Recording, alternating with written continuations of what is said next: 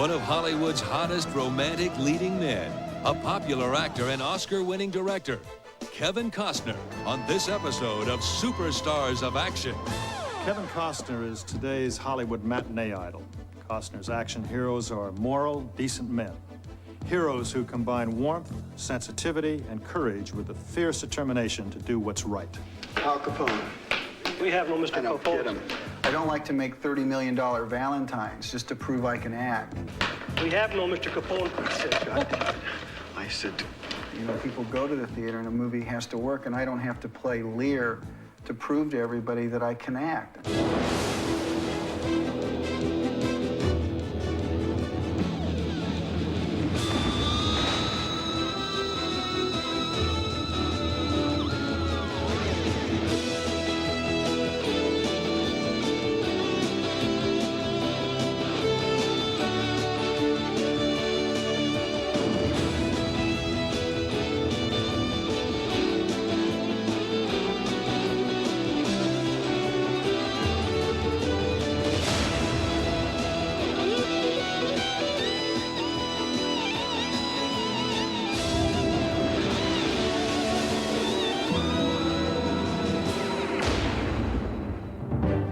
Kevin Costner is America's favorite good guy. His characters are contemporary versions of the classic hero, all men of strong integrity. Costner is an actor who women love and who men can trust.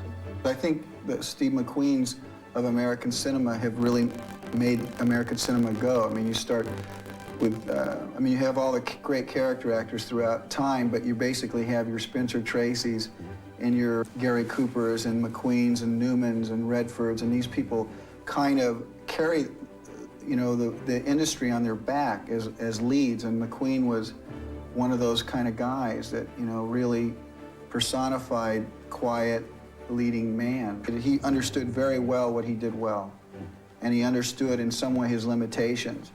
And when you know those things, and if you're as appealing as somebody as Steve is, you can have a long life in film. An actor like Kevin is very creative and very clever and is constantly improving the role, constantly finding new little depths, new ways to go at a scene. Kevin has a dignity that works well for someone who you're going to say is a doctor, which this character was. And he was young enough to still be athletic, old enough to be an older brother who you would look up to. It had all the right qualities that the script called for.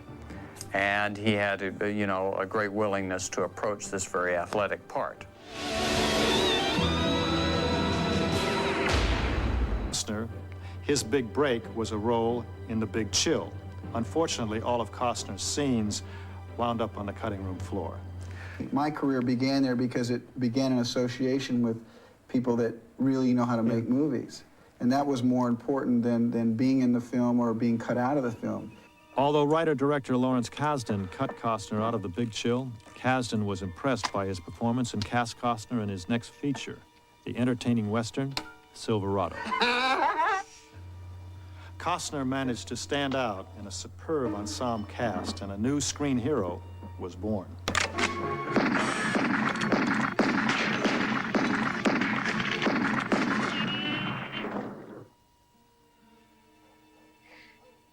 Well, I have a big belief in movies, and I have a big belief that the best movies are the best written movies. And so I built my whole career on writing. I follow writing, and I won't move until it's right. Hey!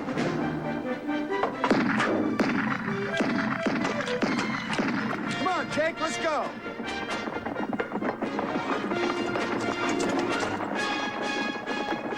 Film critic and author, Michael Medved. Kevin Costner, he's a hugely popular star. Why? I'll tell you why. He's the only guy in this town with good sense enough to understand that the American people crave heroes right now. Costner has the good sense to play hero in film after film, in The Untouchables, in Dances with Wolves, in Bull Durham, in Field of Dreams, in Bodyguard. He is a traditional American hero. In The Untouchables, Costner was cast alongside two veteran superstars, Sean Connery and Robert De Niro.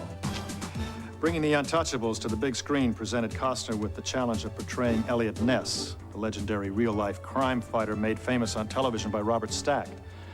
Costner's Elliot Ness was less hard-boiled than his TV predecessor, but no less... You got nothing.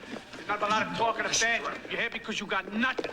You got nothing in court. You don't got the bookkeeper. You got nothing. Nothing. And if you were a man, you would have done it now. You don't got a thing, you punk. Costner held his own alongside his veteran co-stars. Being the biggest star in a film had never been Costner's major concern. What attracts Costner to a film is not the size of his own part, but the quality of the script as a whole. You know, a great story doesn't always make a great script. You know, script's a very specific thing, and you know, these movies, they're very delicate, much more so than anybody would think. At least a plot-oriented movie is. Whereas an action movie, a lot of times when the plot gets lost, you know, the rule of thumb is start a fight. But you know, Field of Dreams or Bull Durham or movies like that, where it's about men and women talking to each other, you know, one scene becomes so important to the weight of a movie, and if someone's not careful with it, the movie will fall apart. Ron Shelton's Bull Durham is among the most realistic films ever made about professional baseball. The scenes on the diamond were some of the best baseball action ever recorded on film, and Costner's love scenes with Susan Sarandon were quirky, unconventional, and just plain hot. Virtually every interesting, beautiful, sexy woman that I know loves Kevin Costner. Now, I don't know why. I mean, this could be one of the great mysteries of life, but I think what he projects is a real decency. He looks like a guy who likes and understands women. Field of Dreams, Costner's next baseball mega hit, was repeatedly compared to the classic populist films of Frank Capra. Producer, Lawrence Gordon. Took a lot of guts for him to do the film because he had just done Bull Durham. And his agents and everybody associated with him was saying, you can't do 2 baseball films in a row. It wasn't an ideal career choice to do 2 back-to-back baseball movies, let alone 1, because they were thought of as box office poison. So, but my theory is that I go with scripts. I'm a script-driven actor. Very difficult to walk into a studio and say, I've got this film about a farmer who plows under his cornfield and builds a baseball diamond so that shoeless Joe Jackson has been, you know, blah, blah, blah, blah, blah. I mean, ghosts are going to come play baseball. They throw you out, and they look at you like you're nuts. By the time I hit Field of Dreams, I was like very, you know, I didn't care what people thought. And it's not meaning I didn't care what they thought. I think people can be wrong about things. I think people operate really out of fear. And I think if you love the cinema, you know, if you love movies, you have to love these kind of movies. Once more, baseball served to symbolize the heart and soul of the American spirit, and Costner played the ideal heartland hero.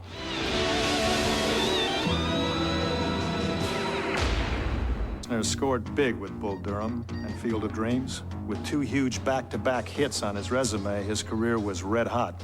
And every top producer in Hollywood wanted Kevin Costner to star in their next movie. In his next film, No Way Out, Costner worked with veteran producer Mace Neufeld. Kevin has mastered, I guess, what John Ford taught John Wayne and some of the other great action stars. He's mastered reactive acting, reacting to a situation and letting everything show or not show on your face. So a close-up of Kevin can cover a page of dialogue that normally would take a lot of words. I'm not so sure. No Way Out was a film that was in turnaround. No one was going to make, and I took it off the shelf, and I hadn't really done a lead at that point, you know. I don't really make movies for endorsement. I make movies for myself. I make them because I think I like them, you know. And so when I find a great script, I always feel like I have a great secret. In No Way Out, Costner plays Lieutenant Tom Farrell, a Navy officer caught up in a deadly maze of murder and political corruption. Costner's clean-cut image is an integral part of making the plot's twists and turns believable and makes the film's surprise ending all the more shocking. No Way Out is one of his most interesting films. It works as well as it does because we buy him as a traditional American hero, and then we find out he really is something else. He works brilliantly in that film. He is a fascinating screen presence, and he is a real movie star. I'm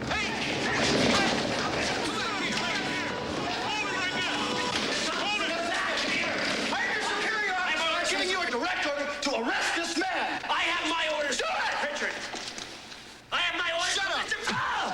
Gee. And if he resists, shoot him. Yes, sir. Where are you going, Commander? You can't go in there. You can't go in there. I said you can't go in there. Commander, by what right do you have Call to off come the in? search now. Lorraine, thank you. You're not looking for a Russian spy. You're looking for somebody who knows Susan Atwell was your mistress. What are you talking about? You gave her a gold box that a Moroccan foreign minister gave to you. I don't know what you're talking Well, you about. declared it to the Office of Protocol. I never declared anything off of the protocol. You tell it to the state's computer. What? You tell it to the computer at the State Department. Now pick up the phone and call off the search now. Will you just do it? Or I swear to God, I'll nail you to the wall. During the filming of No Way Out, Costner insisted on performing as much of his own stunt work as possible. The physical things in the pictures are sometimes the most fun for me.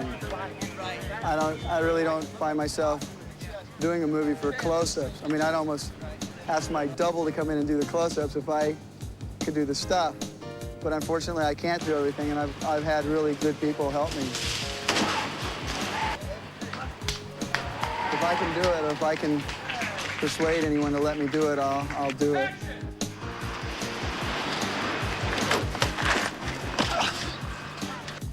No Way Out added some sizzle to Costner's image as a romantic leading man. His explicit encounter in the back of a limo with actress Sean Young became the film's most talked about scene. Costner's next film was a major turning point in his already impressive career, the Oscar-winning Dances with Wolves. Just as Costner was about to begin work on Dances with Wolves, he got a phone call from producer Mace Neufeld. Neufeld was auditioning actors for the action thriller, The Hunt for Red October. We offered the Jack Ryan part to Kevin Costner. But Kevin was only interested in directing this silly film that he was this silly Indian movie that was going to ruin him, you know, just as he was getting hot as an actor. I mean, there was an offer out there for $5 million. My wife and I went like this. You know, $5 million was unbelievable amount of money. You know, I didn't do Hunt for Red October, you know, largely because I wanted to do Dances with Wolves. And I said, you know, Kevin, you don't want to really do that one. He said, no, I do. I want to do this Wolves movie. I'll tell you one story which I really shouldn't tell on myself, but standing up in the cornfield in Iowa, Kevin said to me, I'm going to direct this movie. So I tell him about it. It's going to be my first directing job. And I said, Kevin, whatever you do, listen to me. I've been around a long time. I got a white beard. You know, I'm old. Don't listen to what I'm telling you. Direct the movie, that's fine, but don't direct the movie with subtitles and Indians and you're out of your mind. Don't start out with this movie, Dances with Wolves. You're crazy. So he's a lot smarter than I am. It was a good script. You know, there was nothing wrong with that movie. I mean, that movie, the only person that could have ruined that movie was me. In Dances with Wolves, Costner stars as Lieutenant Dunbar, a disillusioned Civil War hero who experiences a spiritual rebirth when he befriends an Indian tribe. Costner's portrayal struck a resonant chord with critics and audiences alike. Nancy Griffin is the West Coast editor of Premiere Magazine. Dances with Wolves obviously established Kevin Costner as a huge talent in the film industry. People laughed about this movie before it came out, and obviously it was a very big critical success, and won him Oscars and huge success commercially as well. I think Kevin is an all-around filmmaker. While Dances with Wolves was Costner's debut at the helm of a film, he nonetheless took home the Academy Award for Best Director of 1990, in a field of nominees that included such Hollywood veterans as Martin Scorsese and Francis Ford Coppola. Dances with Wolves swept the Academy Awards, winning 7 Oscars, including recognition as the year's Best Picture. I knew Dances qualified as a movie, and that was the most important thing. I knew that it represented an idea of a movie. And the reality is, if I don't collaborate with people, every movie I begin to do will start to look and smell the same. You have to find yourself in rooms with other people. you put some very powerful egos together in a room. When you put directors and actors who've, developed their careers, it is very, very tough. And I'm not a pushover, but I feel like I can be pushed around a lot. But I feel like there's about 1 yard that's really mine, too. This afternoon, we want to do something that is very close to our heart, and that's to adopt some individuals into our homes. It was just one story. I think there's other chapters in the saga of the American Indian, and rightly so, people have pointed it out. But this just represents one story, one difficult situation, one I consider a very romantic situation. There's a lot of other stories that could have gone harder, could have been included some of the ideas that other critics wish were included in the story. But there can only be one movie and only one storyline, and that was it. Classic screen hero in the title role of Robin Hood, Prince of Thieves. Costner's understated, down-to-earth portrayal of the romantic outlaw who robs from the rich and gives to the poor stood in contrast to the swashbuckling bravado of Errol Flynn. The promise is if you come to Robin Hood, it will match an expectation that you have. It'll be exciting. I believe that. For a variety of reasons, because movies are very personal, and we go to war over these movies. They're not. With the most controversial film of his career, Oliver Stone's JFK. If I'm politically correct, I never do JFK. No one would expect me to blast the whole, American, government, but when people get behind the movie, the critics are suddenly wrong about it, and it's go, oh, well, he really read that one correctly. Nobody's as good as people think they are, and nobody's as bad as they think they are. They're somewhere in the middle, and for press and journalists to not get over the hump of human behavior is just because they're lazy. Stay here and don't move. In Costner's 1993 film, The Bodyguard, love and danger walk hand in hand. Costner plays the title character, a professional security guard who repeatedly puts his life on the line to protect a superstar singer, played by pop vocalist Whitney Houston. It's me! God! I have directed a movie, and I have a lot of empathy for directors. I don't have a lot of empathy for uncollaborative behavior, and if you're going to be an ass, if you're going to be an auteur, you better be good.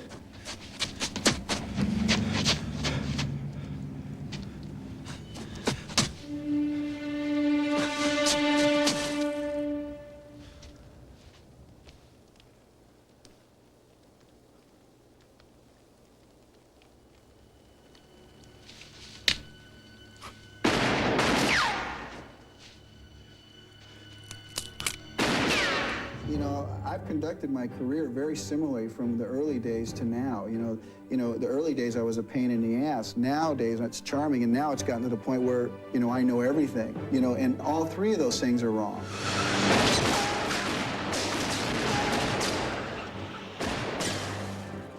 It's just a belief that other people genuinely, when they go to the movies, even though they want to see something familiar, and maybe they like action, maybe they like comedy, there is this still attraction for something fresh and original, and I believe implicitly in that.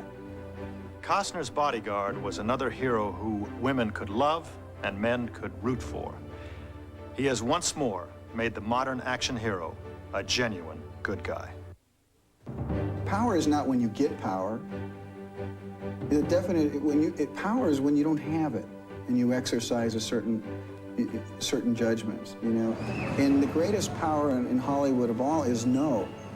Just the ability to say no. People aren't used to somebody that says no, For me, no means no. It's not like a figure of speech. But in Hollywood, if you say no, sometimes it means you mean more money. Kevin Costner's good looks, quiet strength, and steadfast integrity have made him today's ultimate romantic hero. Unafraid to fight for virtues like justice and honor in a time of extreme cynicism. Costner's characters have redefined the classic matinee idol for a new generation of moviegoers. Until next time, see you at the movies.